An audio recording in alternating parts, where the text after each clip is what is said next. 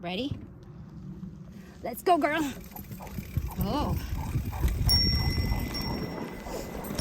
So, my dog is pulling me.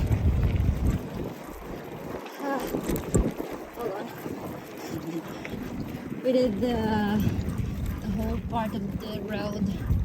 It's about 5 miles. And we're just heading back the first. I tried to take the whole video, but it didn't work.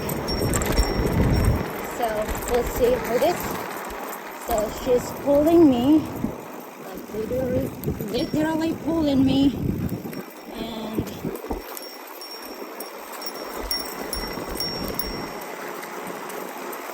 have to be conscious here because you can go left and right anytime.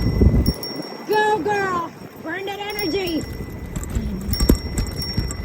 So, she's attached to my bike. We have the improvised PVC, which is works well. The setup that we got from the store didn't work on my bike because it's a little bit small. But anyway, this thing works well, and I can take her for a quick run. And this is a good trail to do this pulling because it's clear and it's just a fast exercise for her. And we're heading back, and I'm sure she's happy with this run and she's gonna have a good nap.